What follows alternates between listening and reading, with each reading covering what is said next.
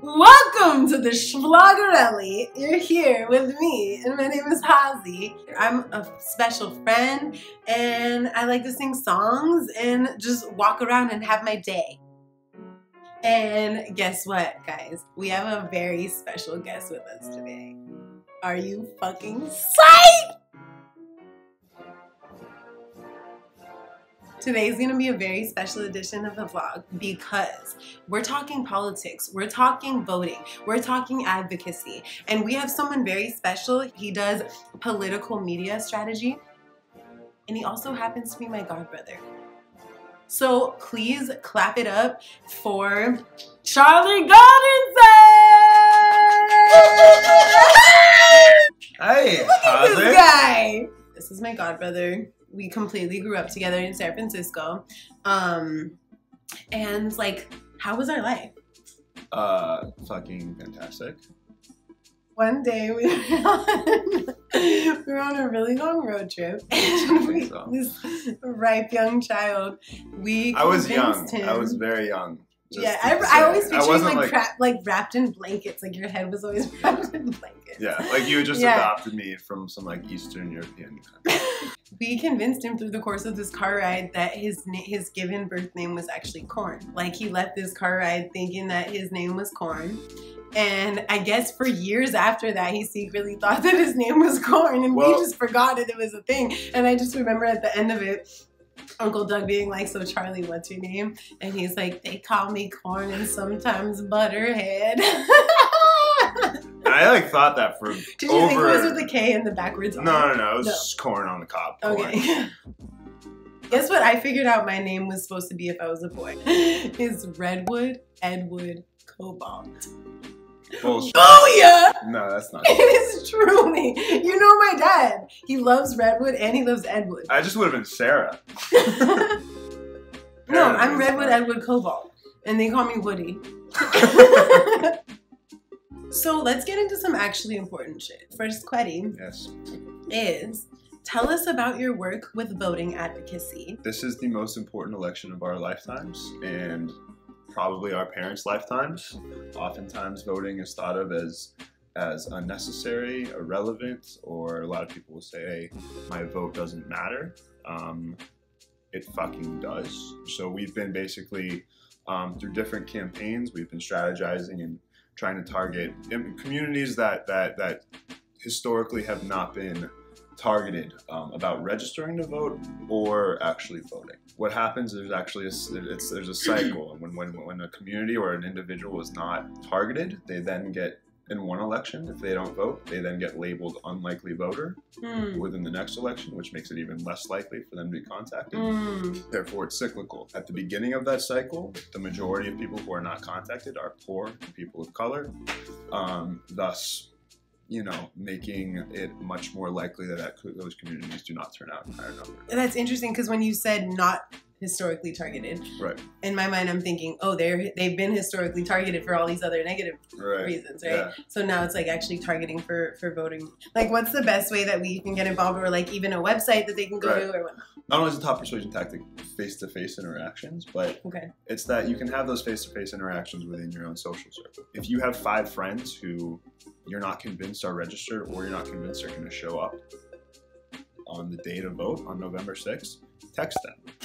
Say, hey, are you going to vote? Make a plan with them. Say, hey, let's all vote together. Nice. There's a lot of data out there that shows that when somebody takes a public pledge to vote, whether that's on social media, whether that's writing it down in a journal, whether that's texting multiple friends, they are much more likely to actually show up. Can we take this opportunity to ask our audience to say out loud right now, I will vote, if you're capable, and we totally understand if you are not. Y'all say it with us, ready? We're making a pledge. That means we're gonna do it because we need to fucking burn this shit down. Ready? 1, 2, 3. I will vote. So question, what do you think are the top 3 most important political issues that our country is dealing with right now? Voter suppression. Before it was specifically targeting, you know, for instance, black people in Louisiana, right, where they would actually say they can't vote, or they can't show up to the polls at a certain time, or they can't take public transportation on these certain days, et cetera, et cetera. Now, the suppression is actually happening out in the open. right? To the extent, so much so that we all know that 53,000 people in Georgia are having their registration applications held up, 70% of which happen to be Black people. The President of the United States himself is threatening to send immigration officials to polling places, right? That's not true. That's not going to happen, but that is voter suppression. He's targeting, threatening, and scaring people from showing up to the polls. The second issue would be immigration issues, right? Everybody knows what's going on. Everybody knows what this administration is doing. We are aware of the children at the border who are being separated by their parents and sent into these prison camps. That's what they are. We have Holocaust historians who are calling them prison camps. That's not bullshit. We are aware that minority groups are being targeted by white supremacist groups at higher rates than they were 2 years ago. Like the Statue of Liberty reads, and I'll paraphrase it, right? It's something like, send us your sick, send us your tired. Our families who came here were sick and tired at some point. Like we all, whether we felt it or not, our families have. And so, although that is something that everybody's aware of, we need to remember and to not get kind of tired of the immigration talk. That's a real fucking problem, and it's disgusting. The third is, it's a general topic, and I apologize for generalizing it, but it's simply LGBTQ rights. Just in the last couple of days, right, we know that this administration is literally trying to erase transgender people by definition. We know that this administration tried to remove all transgender individuals from the military at one point. These are no longer political talking points. These are actual federal policies that are being implemented and affecting real people drastically. And to that, I would say we also all have to remember that if you are an individual, quite frankly, like myself, who is fortunate enough not to feel these policies affecting your life firsthand, that is because you are in a place of privilege, and you need to recognize that privilege. And what that privilege also does is it provides you with an opportunity to fucking do something. You have time, do something. What are some campaigns that you really have an eye on right now that you feel are really important? The first is Beto O'Rourke in Texas. He's challenging Ted Cruz, that fucking goblin.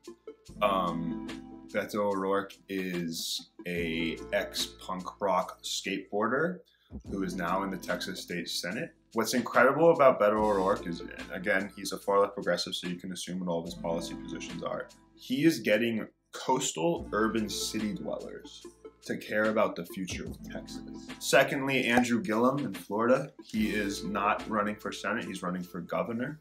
He is incredible. He is, again, far lefty progressive. He's currently the mayor of Tallahassee, Florida. These are two pretty nationally known races. However, if you have $2 you want to send over, you can go to ActBlue, and you can look them up and you can send them straight to them. I love that. There are more women running for Congress this year than ever before. There are more LGBTQ people running for Congress. Shout out to Ocasio-Cortez! Black people, more Latino women, Latino men, more Asian American people, more Pacific Islander people running this year. It is fucking crazy. And more young people. It's actually going to be representative. Politics is for everybody. Government is for everybody. If you make it for you, you're more worthy than you think you are, and you have a lot more power than you think you do. You just need to get off your ass and go do something. Are you planning on running for office someday? Because come on, would y'all vote for this mother? We'll see. We'll see what happens. Your undisclosed work has just done an incredible voter encouragement video with Barack. So pretty much he's already my friend because you know him. Of course. So that he's a friend of the vlog. Homies. Yeah. So what was that like working with him? What's his bathroom like? Well, yes, he does have a bidet. Ooh. No, I didn't get to meet him. One of the high-ranking. But you wrote some words that he said. I did a lot of the research. I did some of the writing for him. That's funny. Yes. Midterm elections are boring. Let me know when we're talking about a presidential race. Sometimes these elections are even more important than a presidential race. This November, 36 states are picking governor. Every single spot in the House of Representatives is on the ballot. Fill them with people who care about what you care about. Elections, by the way, aren't boring. You know what's boring? scrolling through endless photos of your dinner on Instagram. That's boring.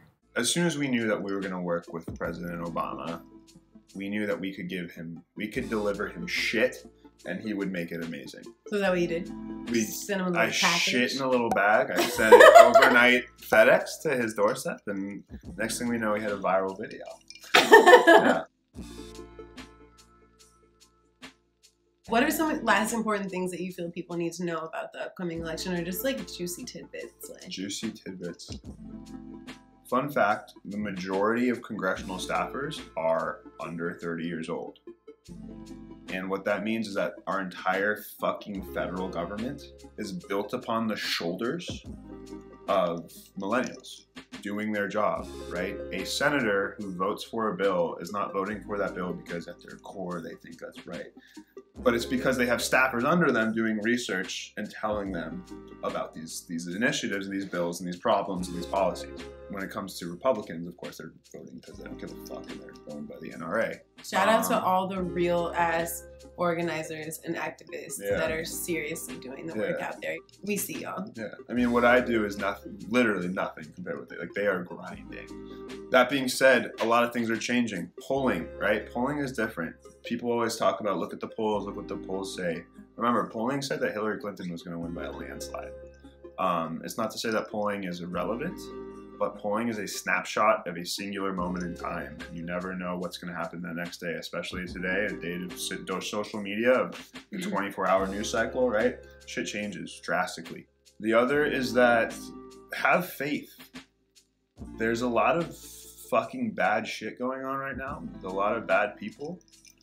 But in the trenches, there's a lot of good people. And there's a lot more of those people than there are of the people up there who we see in the news every day. Yeah, it's election day really soon, and I love that you said that, and like having faith in a universal way, because again, I'm about humanism. Anytime someone says something to me, I'm like, compare it to basic human decency and human rights. Like, everyone deserves protection. Everyone deserves dignity. Right. And to be respected regardless of where they come from, regardless of their identity. Like, it's so simple when it comes down to it. Like, our children deserve better than like the school to prison pipeline. It's up to us. And I have faith too, so I fucking appreciate you. So, you know I'm obsessed with sauce. Did you know that? Yeah, you're a saucy lady. Thank you. I know. Did you notice on my pin? So your dad makes a fucking phenomenal sauce. We call it shmushki. Tell me about shmushki. What the fuck is it? Shmushki is not for the weak-hearted. Oh. Shmushki is gravy on steroids. A heartfelt, delicious, rich, strong, saucy mess. What's in it? It's everything? Well, it depends on what you're cooking. Okay. Is it the drippings to It's whatever the drippings. It's the drip. It's like a thickened gravy. Normally you add mushrooms to it. Love a mush. It's got like the burnt bits of whatever you're cooking, plus chicken stock, plus cream. I am ready butter, for Hanukkah. Salt, pepper, mushrooms. It's just, oh, I'm bathing in it. So I have a surprise for you. I asked you what your favorite sauce was. Yes. I'm hoping you didn't connect the dots. I didn't.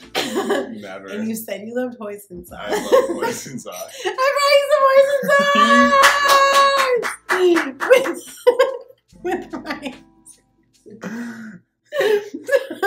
Tell me about hoisin sauce, why you love it, what does it taste like, what do you eat it with, and I'm going to make you eat one bite of this. It's rich and it's flavorful and salty and umami. And it also reminds me of my family. Like, I grew up eating pho. Look at that.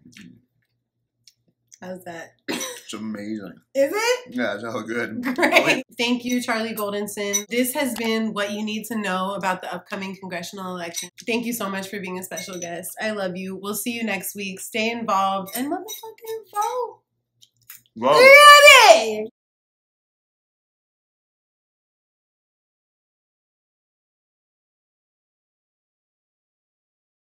Hey guys, thank you for watching. It's me, Hazel Rose. Thank you so much for being a part of this and watching that vlog that you just watched. Was it good? Did it suck? Let me know. Tell yourself you love yourself, hug a friend, freaking change the world because this world is fucked. And we need you.